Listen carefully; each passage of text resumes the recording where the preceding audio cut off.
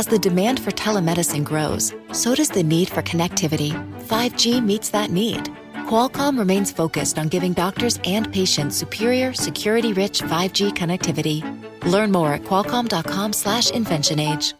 In an era of online retail where everything is just a few clicks away, buying a car should be no different. That's why at Carvana, you can buy a car 100% online. We made it easy to browse, view, and buy from over 10,000 cars. You can even trade in your old car, all while binge-watching your favorite TV show. Afterwards, we'll deliver your car to you. Or you can pick it up from one of our car vending machines. Either way, your car comes with a 7-day return policy. So grab a seat, relax in your comfy pants, and enjoy the new way to buy a car at Carvana. The key to sustainable leadership lies in the ability to thrive in uncertainty, ambiguity, and change. Grand Heron International brings you the Coaching Assistance Program, giving your employees on-demand coaching to manage through a challenging situation and arrive at a solution. Visit grandheroninternational.ca/podcast to learn more. This podcast is part of the C-Suite Radio Network, turning the volume up on business.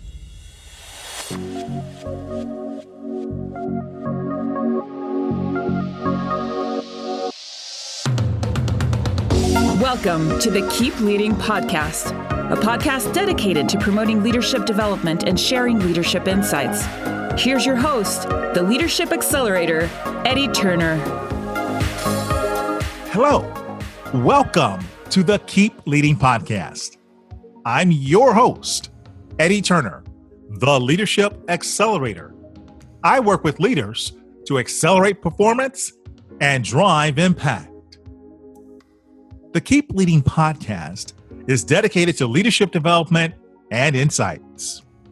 To that end, we've covered a lot of areas of leadership on the Keep Leading Podcast.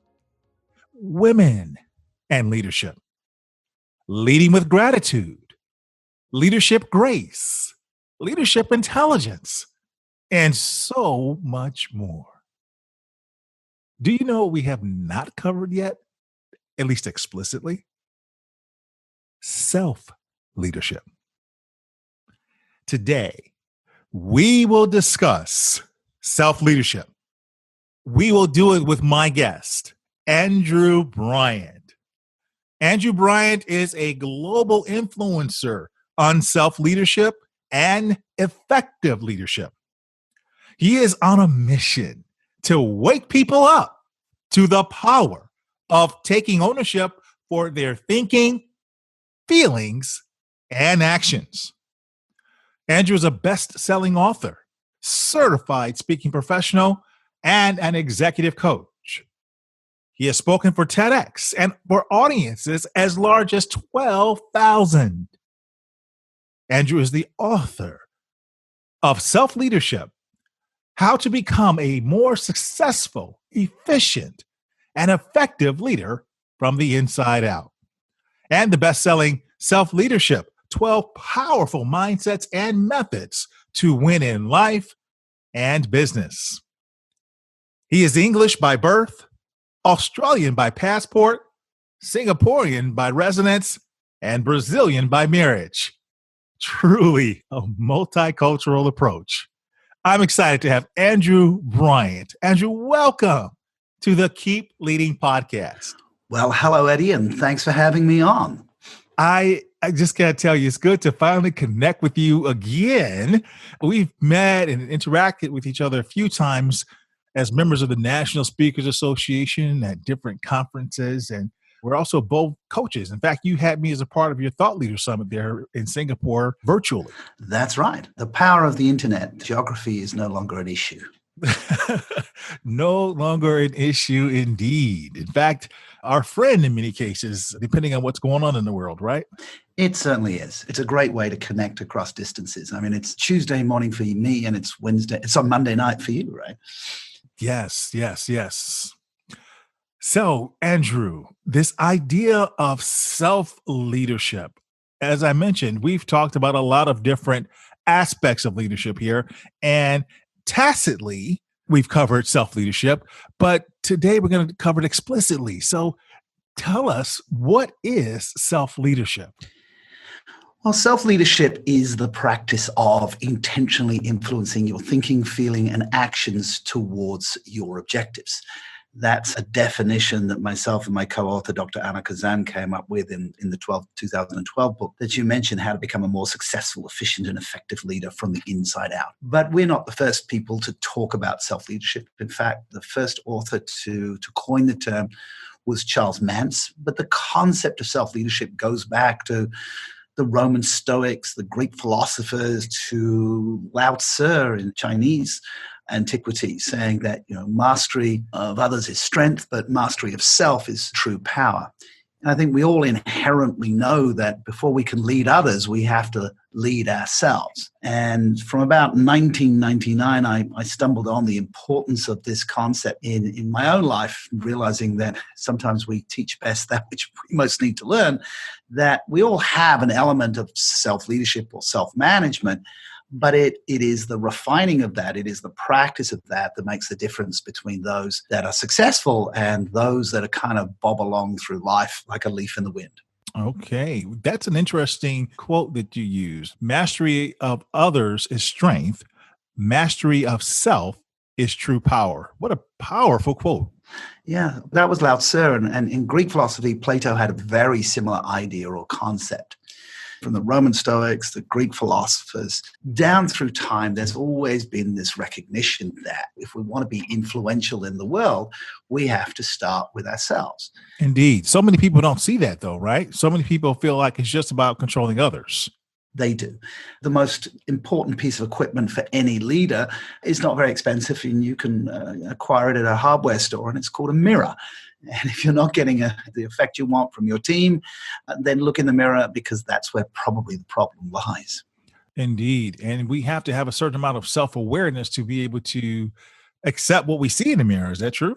Absolutely. And the correlation between self-awareness and self-leadership and effective leadership is very clear. Leaders that lack self-leadership, lack self-awareness, clearly have problems with their people. Which brings us to sort of the academic construct behind self-leadership. I've been speaking and writing about it for 20 years. It's now perhaps trendy. The hashtag self-leadership is out there, and everybody is talking about it, but they don't agree necessarily on a construct. So people use the term not realizing there is actually academic rigor behind it. And I have a piece of work that's about to be published that looks at self-leadership in terms of self-awareness, which we're talking about what am I thinking? What are my intentions? What is my purpose? What are my values? Self-regulation, which we often would call personal mastery, the mastery of our habits, that's self-regulation, and self-learning. And those three constructs are anchored by context, because self-leadership in North Korea is going to be very different from self-leadership in North Carolina, in the sense that how we can execute our self-leadership depends on the context that we're in. So absolutely everything starts with self-awareness. Who am I? What's important to me? Where am I going? I mean, these are perennial questions, but the self-leader spends some time thinking about them. So if we are going to control others as a leader or influence them, we must be influencing ourselves. For if we can't control ourselves, we certainly can't help anyone else. So the big question becomes, how? How do I get to the point where I can develop this mastery over myself? Absolutely. First, before we go there, just take a step back for a moment, and the permission to do that, because culturally, a lot of people, and remember talking about the context, whether you're in an I culture or a we culture. When I first started talking about self-leadership, a lot of people said, well, isn't that selfish? So when we talk about self-leadership, a lot of people go, well, I don't have permission to lead myself. I'm supposed to serve others, and it's about the community, and I'm not important. And I think we have to address that before we can get into self-leadership, because that's the block. So self-leadership certainly isn't selfish. There's the metaphor that if you're on a plane and the oxygen masks do fall from the ceiling, you're supposed to put the oxygen mask over your nose and mouth before assisting others, even children, for the clear reason that if you run out of air, you can't help anybody else.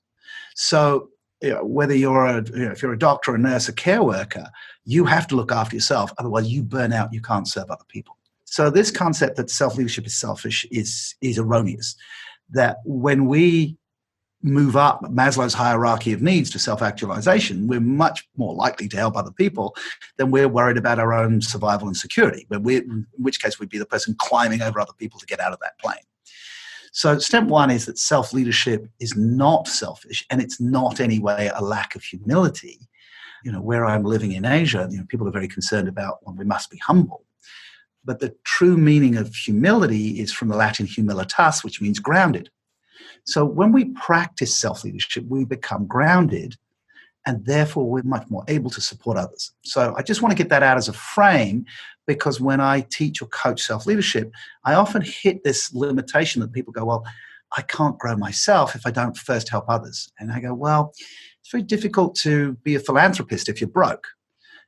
Make the money, then you can give it away. So indeed, and to be the opposite of being selfish, it's actually self-care. And if we are not in a condition where we've taken care of ourselves and developed mastery over ourselves, we have nothing to give anyone else, to your point of the illustration of philanthropy. Absolutely. So that's the first frame. So how do we go about it? Is that we remove any guilt about developing ourselves. Because in relationship, my personal belief is that the best compliment you can pay anybody you're in relationship with is to 100% turn up and be yourself. Right? Don't try and be somebody else. Don't try and fake it. Don't try and manipulate them. Turn up and be 100% yourself. So, and the best version of yourself too, right? Exactly. And the best version of yourself. And the whole way we're wired with a big prefrontal cortex in our brain, which is the scenario planning piece of our brain, is always about envisaging the best outcome for ourselves. So we are outcome-driven organisms. So we are absolutely wired to visualize a future that is better. And we have memory to remind us of our learnings, and then we have this prefrontal cortex to point us in the direction. So self-leadership is just articulating that we want to be clear about what is that best version of ourselves. And that's where self-awareness comes in. It's asking, what's my intention? I'm intentionally moving in a direction, and that in direction includes being the best version of myself. So this is the classic, what are you being, what are you doing, and what are you having? Often people start goal setting with saying, here's what I want to have, whether it's a gold medal or a Maserati. Before you have the gold medal or the Maserati, you've got to do certain things. You've got to engage in some actions. And before that, there's who you are turning up. So self-leadership starts with that inner game, which you as a coach know, the inner game and the outer game. The inner game is how I think about things. The outer game is how I act out those things. So it starts with a clear reflection. Sometimes people become naturally reflective. Sometimes people go to a coach or a therapist to become reflective. Sometimes something happens in life that causes us to be reflective, what I call a moment. Sometimes lose all your money or have a health challenge or go through a divorce or a business collapse, and boy, do you get some reflection. Well, I'm talking to Andrew Bryant, a global influencer on self-leadership and effective leadership. And he's on a mission to wake people up to the power of taking ownership for their thinking, feeling, and actions. And we'll have more with Andrew right after this. Support for this podcast comes from Goldman Sachs.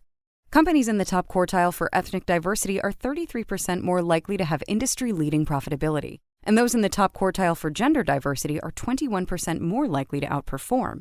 This data was the catalyst behind Launch with GS, a $500 million investment strategy that continues to focus on increasing access to capital for women, Black, Latinx, and other diverse entrepreneurs. Learn more at gs.com/launchwithgs. What's up, everybody? I'm Graham Bunn. So excited to introduce you to Country Shine, where we're talking all things country music. That's right, and I'm Cameron Irwin, co-host and resident country girl at Tinseltown, here to welcome you to the family.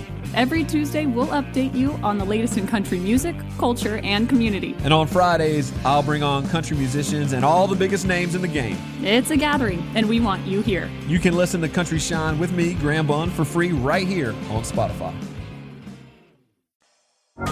This podcast is sponsored by Eddie Turner, LLC. Organizations who need to accelerate the development of their leaders call Eddie Turner the Leadership Accelerator. Eddie works with leaders to accelerate performance and drive impact. Call Eddie Turner to help your leaders one-on-one as their coach, or to inspire them as a group through the power of facilitation or a keynote address. Visit EddieTurnerLLC.com to learn more. This is Jane Anderson, personal branding expert from Down Under, and you are listening to the Keep Leading podcast with the one and only Eddie Turner. We're back. I'm talking to Andrew Bryant, best-selling author of Self-Leadership, How to Become a More Successful and Efficient and Effective Leader from the Inside Out. Andrew, before the break, we were talking about the steps it takes to develop self-leadership and why it matters. Can you talk a little bit about, once we've identified the steps, how we take the ownership to execute? Well, ownership is the key word. So before break, we talked about self-awareness. Self-mastery or self-regulation is taking ownership. It's taking ownership of your thoughts, feelings, and actions. So how do you take ownership of feelings? Is you recognize they're your feelings. Does somebody make you angry? No, you get angry about something somebody else did. And that distinction people lose because we feel the anger and there was a trigger and therefore we blame the trigger. When you become a self-leader, you take ownership. This is why it's my excitement, it's my happiness, it's my grief, it's my anger, it's my frustration. Once we take ownership of that and we take ownership of our actions that come out of that, then we become very self-determined. And so ownership or autonomy or responsibility are the key signs of a self-leader. They go, okay, this happened. I'm going to take ownership of my actions and therefore I can change my behavior. So the ability to take feedback or feed forward, as our friend Marshall Goldsmith would say, is very much that you need to take ownership. And with ownership and responsibility, you can impact the world around you. Okay. Well, there are organizations that would love to have more self-leadership among their leaders. How can organizations foster a culture where people are taking ownership of themselves, increasing their level of self-awareness that ends up with better performance? Certainly. Well, you can clearly see that if an organization doesn't have that, because people are blaming and complaining, they're not taking that ownership. With great power comes great responsibility, according to Uncle Ben, but with great responsibility comes great power. So organizations need to treat their people as individuals, give them that ownership, and allow them to take action. And for that, we have to treat people as adults and not as children, which means managers have to ask questions and have to empower people to think and to act. And if they don't, they get automatons. And with the advance of AI, if somebody is not thinking, feeling, and acting, they can be replaced by an algorithm. And so self-leadership is never more important. That's a good distinction to make, the connection between what's coming with AI, artificial intelligence, and automation that is transforming industries of all types faster and in a more permanent way than what we've ever seen before. So yeah, I really like that connection that you make to that. So if we piggyback off that, what happens to people in organizations if they don't promote a culture of self-leadership? Would you say that, what you just mentioned with the disintermediation? Yeah, I mean, I included the with and the without in that definition. And I think, you see, it's classic in engagement scores. If people are not engaged, it's because they don't feel a level of ownership with the organization. Organizations that have really blossomed, the early days of Google, when it grew so rapidly, everybody was a Googler. They felt ownership of the company and they took actions as if it was their company. You and I, both as entrepreneurs, know that every day we get up, it's our company, and if we don't take actions, nothing gets done. If you scale your organization, you want everybody to feel that level of ownership. And everybody feeling as if they own it. That means every customer interaction is going to be fabulous because you feel like you own the company. If somebody sees waste, they're going to fix that waste because they feel like they own the company, right? If somebody sees an opportunity, et cetera, et cetera. If somebody doesn't feel ownership, if they've been treated like a child by their boss, they've been given targets that they weren't engaged in, they'll do the bare minimum. If you try to tell a teenager to clean the room, they'll do, when you tell them to clean the room, they'll do the bare minimum and possibly hide sweet wrappers in the closet, right? I speak from personal experience. But if you help your teenagers think, this is your room, this is your space, you own this, you live in this, this is your character, then they design the room and they decorate it for themselves. Yeah, I read a fascinating article that drew a nice comparison and they introduced a new phrase I like based on what you just said there. The idea that companies at times will kind of run people who have an entrepreneurial spirit outside the company. right? They say they want innovative people and people who think outside the box, but they really stifle them to the point that the people end up leaving.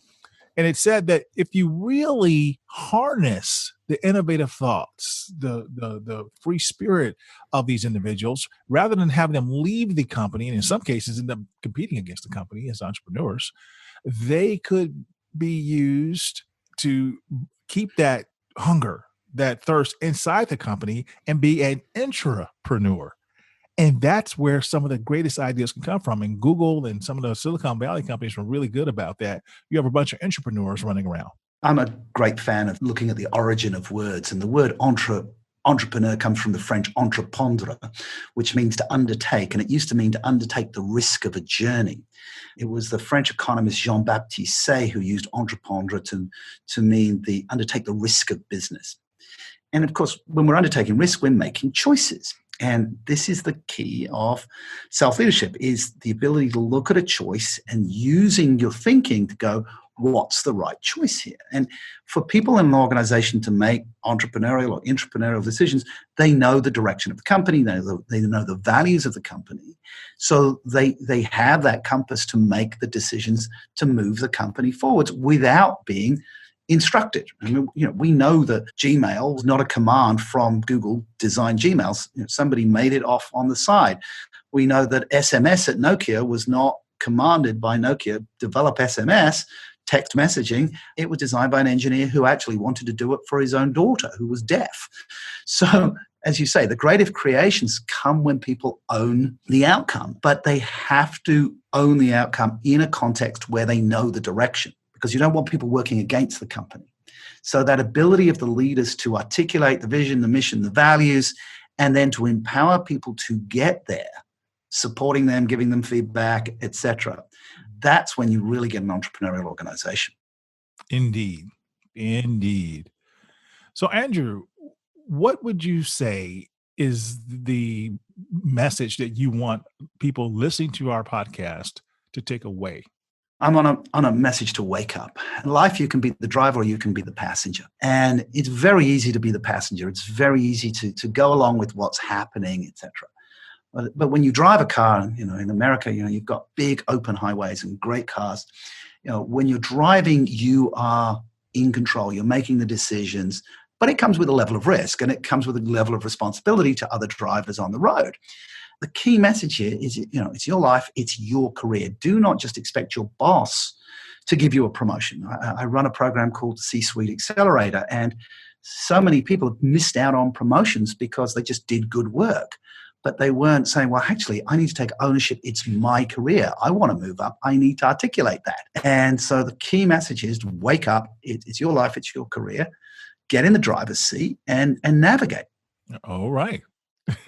I like it.